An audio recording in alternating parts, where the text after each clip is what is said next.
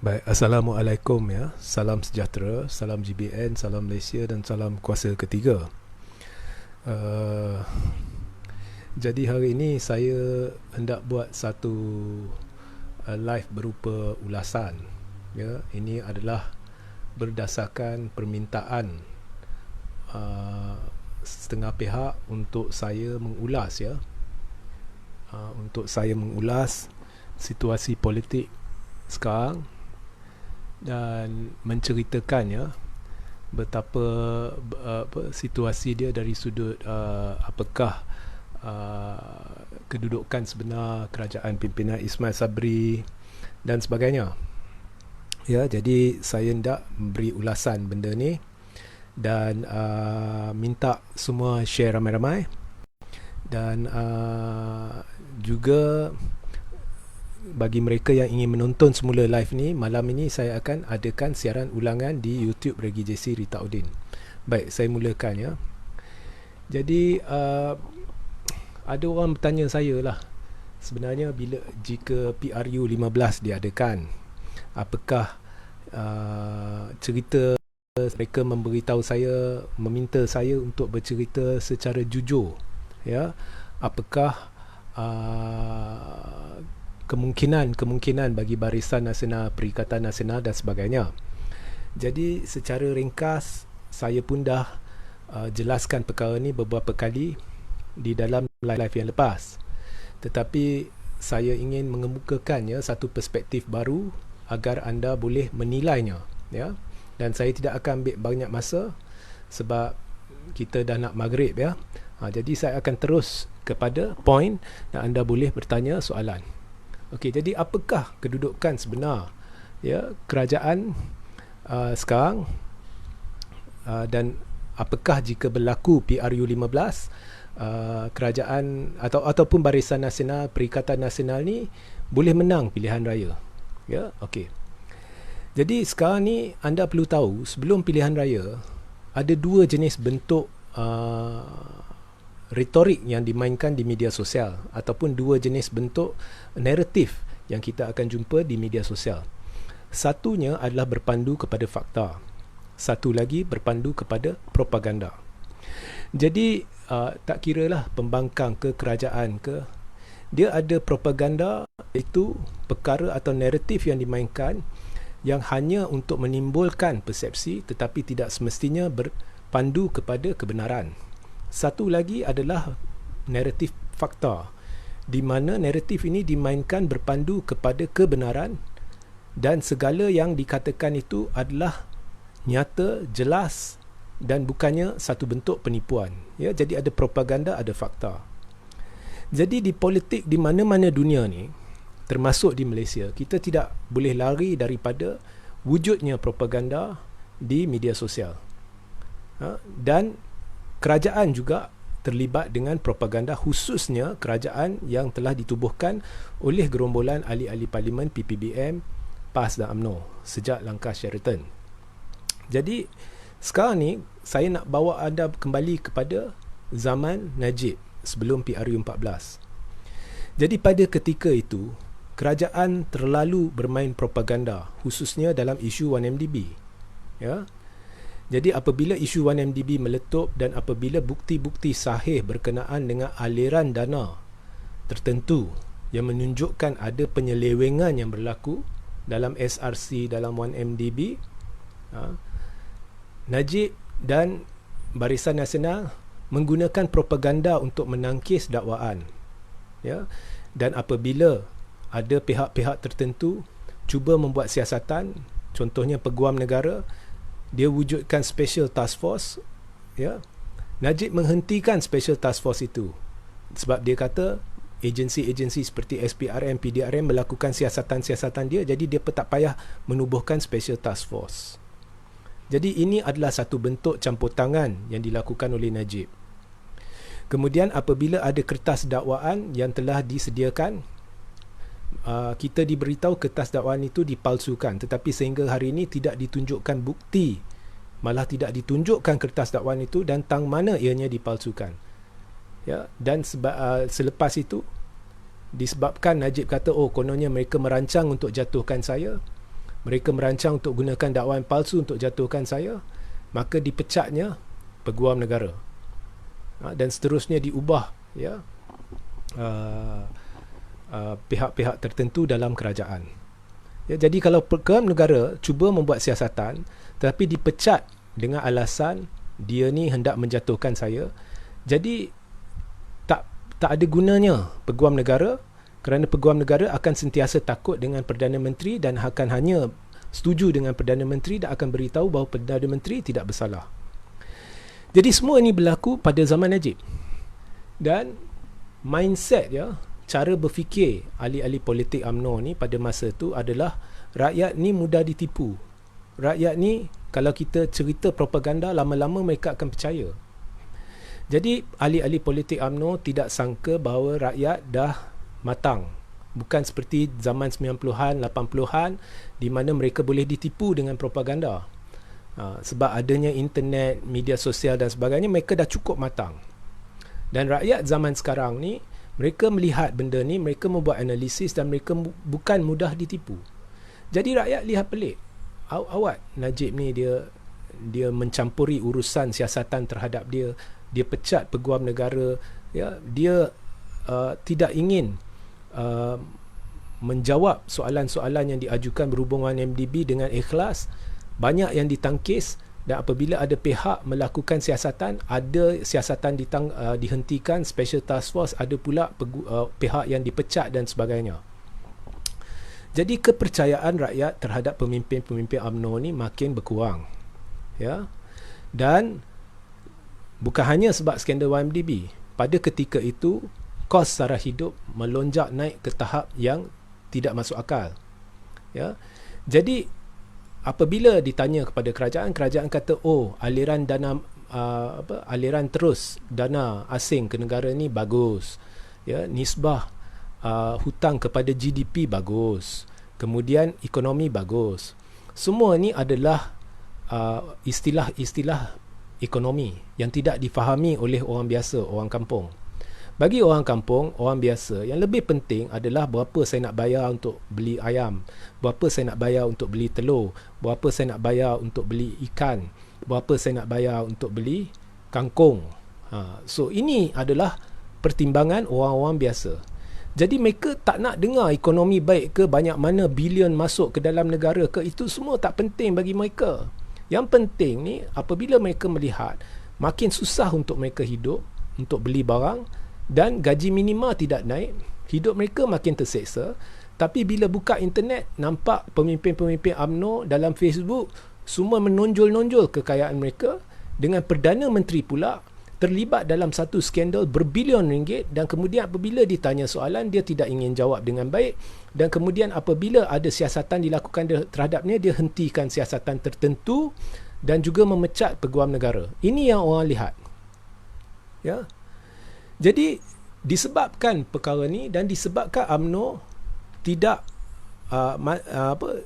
masih ingat rakyat boleh ditipu, maka mereka tidak menjangka bahawa rakyat dah cukup matang dan cukup muak dengan semua ni. Maka biar apa Najib buat pun, contohnya sehari sebelum pilihan raya umum ke-14, jikalau anda masih ingat, Najib membuat pelbagai janji. Contohnya, mereka di bawah umur 26 tahun tidak perlu membayar cukai pendapatan. Ya. Kemudian dia beri BRIM, dia beri bantuan buku satu Malaysia. Apa pun bantuan dia beri, rakyat tidak teruja. Sebab rakyat dah sampai tahap mereka bukan senang, mudah dibeli dengan pengaliran wang begini. Jika wang diberi, mereka ambil.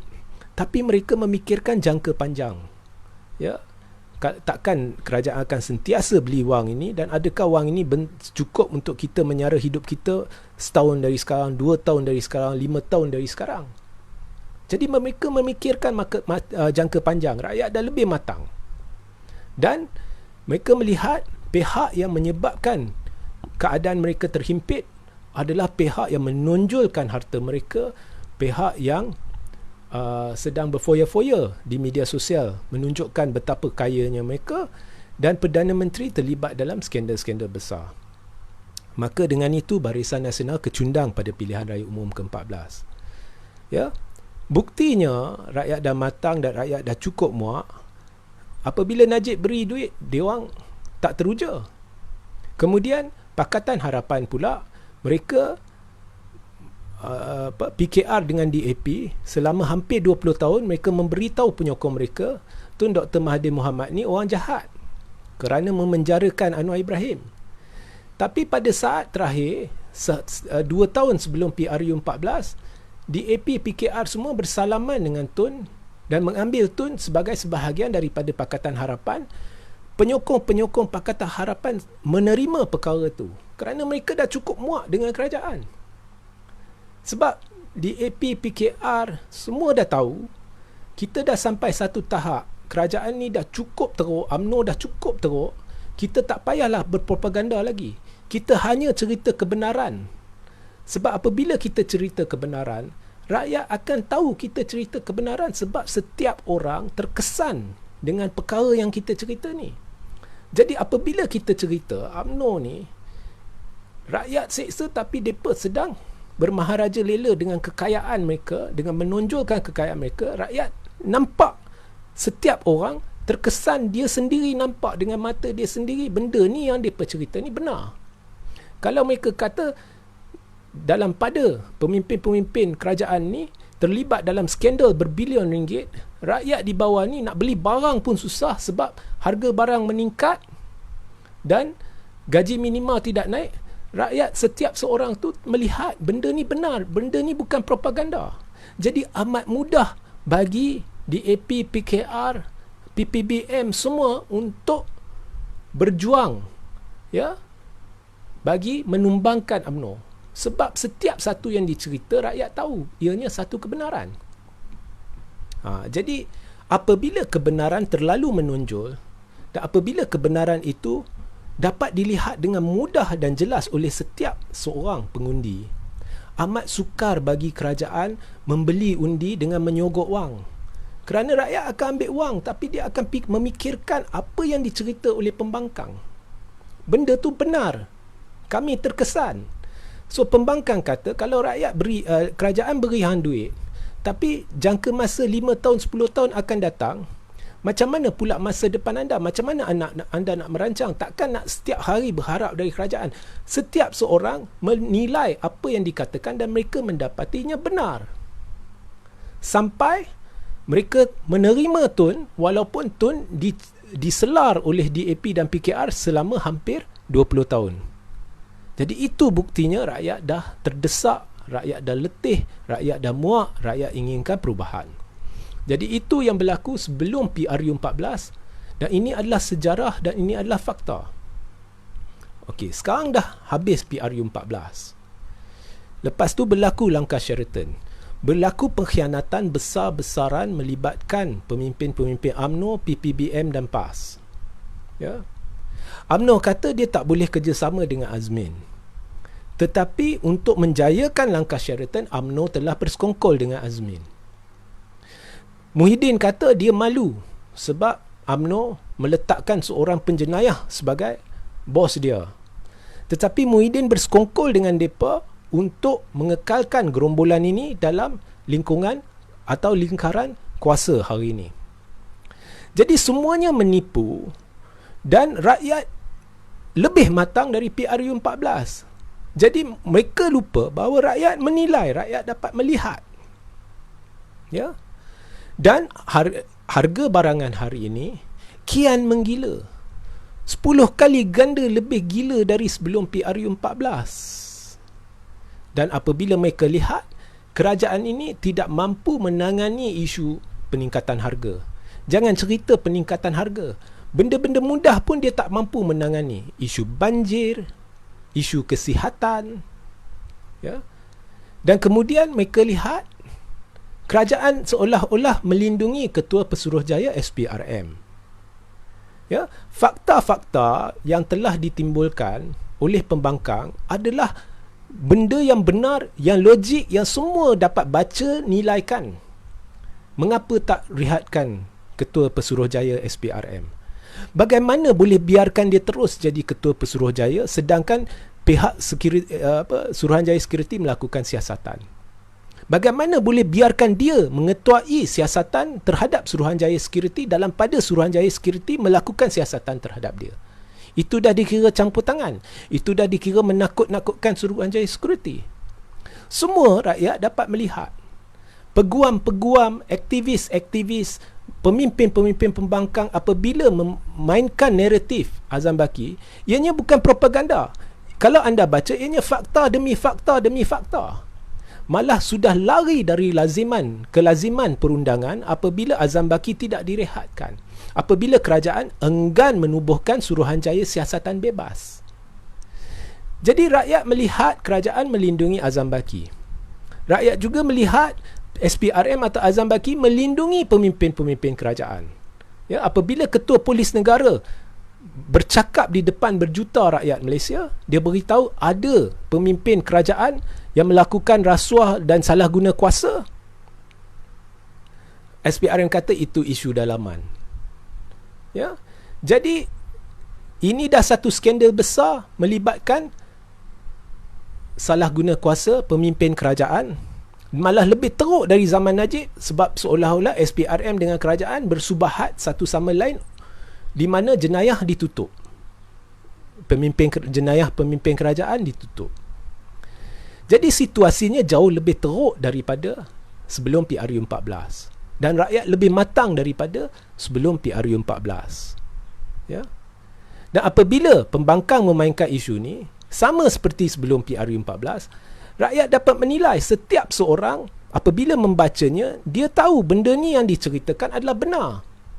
Dan apabila pihak yang bersubahat dengan kerajaan atau pro kerajaan, blogger dan sebagainya memainkan isu, mereka dapat membaca dan melihat ini propaganda, ini cerita je. Kalau kita baca pembangkang, mereka cerita tepat dari sudut perundangan isu Azam Baki. Mereka cerita tepat dari sudut perundangan isu banjir, isu ini, isu MOU. Tapi kalau kita baca dari belah kerajaan, ini semua propaganda. Hanya mereka beritahu, mereka tuding jari kat pembangkang, oh pembangkang sengaja timbulkan isu. Oh pembangkang macam ni, pembangkang ada niat ini, niat itu. Cerita. Jadi rakyat baca, dia menilai, dia tahu menilai kebenaran. Ya. Maknanya pihak UMNO ni tak belajar dari kesilapan lampau. PPBM tak belajar dari kesilapan lampau, sebab PPBM ni kebanyakannya sekarang adalah pemimpin UMNO yang lompat katak. Ya. PAS kita tak usah cerita sebab dia sebelum ni tak pernah ada pengalaman dan dia suka petik dalil. Ya. Jadi rakyat tahu menilai, dan rakyat tahu bila orang kata harga barang meningkat, mereka terkesan. Dan keadaan dah teruk. Dan kerajaan ni satu apa masalah pun dia tak dapat tangani. Dan rakyat tahu sebabnya adalah kerajaan ni rapuh. Dia terdesak. Jadi dia terpaksa menuruti segala kehendak ahli-ahli parlimen. Supaya ahli-ahli parlimen ni terus menyokong mereka. Jika mereka tidak menurut kehendak ahli-ahli parlimen ni, takut nanti mereka tarik sokongan. Jadi ahli parlimen ni minta jawatan ni, dia bagi. Ahli parlimen tu minta jawatan tu, dia bagi. Itulah yang jadi menteri-menteri, timbalan menteri semua yang tidak boleh berfungsi dengan baik. Dan pihak-pihak yang ada dalam kerajaan ni lebih teruk daripada sebelum PRU14. Sebelum PRU14, semuanya sekurang-kurangnya UMNO, kita tahu, oh ini UMNO. Mereka tak akan bergaduh sesama sendiri. Sekarang ni UMNO mengaku bersaudara dengan PPBM dan PAS di dalam kerajaan, tapi satu negara tahu UMNO bercakaran dengan PPBM, UMNO bercakaran dengan PAS. PPBM tak suka UMNO, PPBM nak kerjasama dengan PAS. Lawan sini, lawan sana. Mereka tahu mereka ni berpura-pura untuk bersaudara, berpura-pura sebagai keluarga. Tetapi mereka ni sebenarnya adalah musuh ketat satu sama lain. Dan lebih teruk lagi, rakyat lihat UMNO lawan UMNO. Contohnya di Melaka, UMNO tumbangkan kerajaan dia sendiri. Ya, mereka lihat di Johor, UMNO tumbangkan kerajaan dia sendiri. UMNO nak pilihan raya. Dia guna alasan, oh sebab kita mentadbir Johor atas ihsan pembangkang, maka lebih baik kita buat pilihan raya. Kalau guna alasan itu, peringkat persekutuan pun perlu buat perkara yang sama. Sebab di peringkat persekutuan, UMNO memerintah atas ihsan Pakatan Harapan. Ya, berdasarkan MOU dengan kerajaan, antara Pakatan Harapan dan kerajaan. Ya, Jadi rakyat bingung. Di Johor buat, kenapa Persekutuan tak buat? Kita orang nak PRU sebab kita dah muak. Kita tahu benda yang diceritakan oleh pembangkang ni betul. Jadi kita nak pilihan raya, kita nak buat penentuan. UMNO dia buat di Johor, kemudian peringkat persekutuan dia diam. Ya. Dia nak takluki negeri-negeri dulu supaya dia boleh kuasai jentera-jentera pentadbiran negeri. Lepas tu dia memang nak buat PRU awal. Ya. Itu dah membazir duit dana rakyat. Sebab buat dekat-dekat tapi secara berasingan. Jadi rakyat muak. Itulah sebabnya sekarang ni Ismail Sabri terperangkap. Itu yang maksud saya dalam tajuk. Apa yang saya lihat ialah sekarang ni Ismail Sabri dah tahu pilihan raya nak dekat. Dia kena buat pilihan raya. Ya, dia kena buat pilihan raya. Dia tak boleh lawan kluster mahkamah. Sebab akhirnya bila kluster mahkamah nak pilihan raya, mereka akan tarik je sokongan. Bila mereka tarik sokongan, Pakatan Harapan akan terpaksa tarik MOU. Jika tidak, mereka akan dikecam oleh penyokong mereka. Lah ni pun dah dikecam sebab MOU. Sebab MOU dah tak masuk akal lagi dah. Lah ni pun penyokong Pakatan Harapan tanya, what for you do the MOU? MOU ni tak masuk akal. Ya. Kau kata nak buat MOU untuk elak pilihan raya. Tetapi kau sendiri yang memuji-muji adun yang menumbangkan kerajaan Melaka. Jadi kau dah sedia untuk pilihan raya. Jadi buat apa MOU? Kemudian Dun Johor kau kata bila Dun Johor nak bubar kau akan tarik MOU, tapi tak tarik. Jadi Pakatan Harapan dah sedia tertekan. Jika kluster mahkamah tarik sokongan dari Ismail Sabri, for sure kluster mahkamah PH akan batalkan MOU. Jadi ini sudah menjadi tekanan buat Ismail Sabri. Jadi Ismail Sabri akhirnya akan terpaksa berbincang dengan Presiden UMNO berhubung bila nak bubar parlimen. Tapi masa depan Ismail Sabri pula sama-sama. Dia perlu ada kepastian. Yang saya lihat daripada Presiden UMNO, saya lihat dia perlu ada kepastian. Jika saya bubarkan parlimen, adakah saya akan jadi calon Perdana Menteri? Atau jika saya bukan calon Perdana Menteri, siapa yang nak jadi calon Perdana Menteri? Kemudian lepas pilihan raya, apa pula nasib saya? Sebab kita tahu ada persengketaan antara Zahid dengan Ismail Sabri. Semua benda ni dia nak tahu. Okey? Jadi dia berada dalam keadaan sukar. Dan Ismail Sabri tidak boleh membuat apa pun untuk meyakinkan rakyat bagi menyokong UMNO.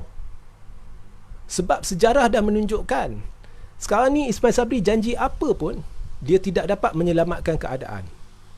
Najib dulu janji apa pun sebelum PRU 14 tidak dapat menyelamatkan keadaan. Dan keadaan sekarang lagi teruk. Ya. Bagaimanakah Ismail Sabri nak menjelaskan kepada rakyat kegagalan UMNO 2 kali? Sebelum PRU dah gagal. Kemudian sekarang Perdana Menteri dia lain, orang lain dari UMNO pun gagal. Malah keadaan sekarang lebih teruk. Kalau dulu Najib janji, orang tak percaya. Sekarang dia nak janji, orang nak percaya. Kegagalan yang ditunjukkan oleh UMNO, PPBM dan PAS dalam hampir 2 tahun ni mengatasi kegagalan sebelum ni berlipat kali ganda. Ya. Jadi macam mana dia nak yakinkan rakyat? Itulah sebabnya saya beritahu, jika PRU berlaku, BN akan kena teruk. Perikatan Nasional akan hampir pupus. Dan Pakatan Harapan juga akan kena teruk. Kerana orang sudah kaitkan Pakatan Harapan sebagai hipokrit. Sebagai pengkhianat mandat rakyat. Bukan hanya UMNO, PPBM dan PAS mengkhianati mandat rakyat, Pakatan Harapan juga mengkhianati mandat rakyat apabila memasuki MOU dan memberi nyawa kepada kerajaan yang dia sendiri kata gagal. Kemudian Pakatan Harapan mengkhianati mandat rakyat apabila dia berbincang dengan kluster mahkamah, jajaran politik baru. Dan kemudian penyokong PKR dan DAP ingat lagi bagaimana Anwar mengkhianati Tun lepas langkah Sheraton dengan menyingkirkan Tun daripada jawatan pengerusi Pakatan Harapan. Ya. Inilah Tun yang telah membawa Pakatan Harapan kepada tangga kejayaan yang telah menyebabkan Pakatan Harapan berjaya tumbangkan Barisan Nasional. Orang ingat. Dan semua yang dah tolak PKR dan DAP dari Pakatan Harapan akan tercari-cari satu alternatif. Ya, rakyat yang menyokong UMNO, PPBM dan PAS belum ni, yang kini dah meluat dengan mereka, juga akan mencari alternatif. Maka jika dalam PRU 15 wujud satu blok alternatif, di situlah orang akan pergi. Jadi jangan kata, oh, sebab blok alternatif tu atau blok ketiga tu dibimbing oleh Tun, maka orang akan tolak. Cuba lihat sebelum PRU 14. Bila orang dah tahu pembangkang cerita kebenaran, orang dah tak lihat lagi. Walaupun PKR, DAP dah hampir 20 tahun beritahu penyokong mereka, Tun ni orang jahat. Tapi disebabkan orang dah muak dengan UMNO, dah terkesan betul, bila PKR dan DAP bersalam dengan Tun, mereka tak kisah. Sama juga keadaan dia sekarang. Penyokong PKR, DAP ni, yang dah muak dengan PKR, yang dah muak dengan DAP ni, bila mereka lihat satu blok alternatif, dan bila mereka tahu benda yang diceritakan oleh blok alternatif ni benar, mereka dapat rasa sendiri. Harga barang melambung. Kerajaan lindungi SPRM. SPRM lindungi kerajaan. Maka jika berlaku jenayah, kita tidak boleh buat siasatan. Mereka dapat lihat, mereka dapat rasa, mereka tahu itu kebenaran. Mereka tahu Pakatan Harapan telah mengkhianati kepercayaan mereka dengan memasuki perjanjian dengan kluster mahkamah. Maka mereka boleh terima blok alternatif tu. Itulah sebabnya Anwar mencadangkan agar PKR, DAP dan Amanah bekerjasama dengan pejuang. Itu perangkap. Jika pejuang pergi kerjasama, maka aura kuasa ketiga pejuang tu akan runtuh, akan luntur. Kemudian orang akan kaitkan Tun dengan PH. Maka rakyat akan kata, alah, tak ada beza lah pejuang dengan PH. Itulah sebabnya Anwar menjemput. Sebab dia dah terketar-ketar. Dia tahu apakah impak yang akan dibawa oleh blok ketiga atau blok alternatif pada PRU 15. Jadi inilah ulasan saya, perincian saya, penjelasan saya berdasarkan permintaan orang ramai untuk saya membuat analisis apa yang saya jangka akan berlaku pada PRU 15. Jadi ada orang tanya, Melaka bagaimana BN menang besar? Saya dah beritahu berulang kali. Di Melaka blok alternatif tak turun. Yang ada hanya PH dengan BN. Jadi rakyat dah meluat. Jadi peratusan yang keluar mengundi terlalu rendah. Jadi bila keadaan tu berlaku, memang dia menyebelahi BN. Tapi kalau kau lihat betul-betul dalam 12 kerusi, BN menang terlalu tipis, tak sampai majoriti 1000. Ini adalah bukti BN sebenarnya, kalau kita lihat, dia tak ada peningkatan langsung. Perosotan ada.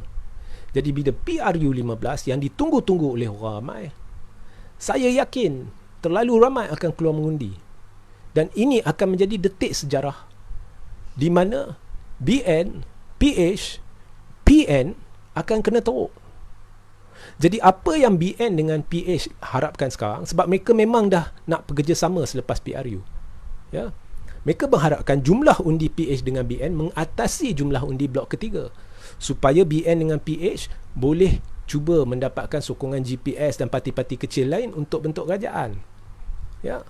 So itulah ulasan saya, itulah penjelasan saya. Dan hari ini saya terpaksa mengakhiri live ini sekarang. Jadi jika anda ada soalan, anda boleh bertanya dalam live esok. Jadi sehingga kita berjumpa ya di lain masa. Assalamualaikum, salam sejahtera, salam GBN, salam Malaysia dan salam kuasa ketiga.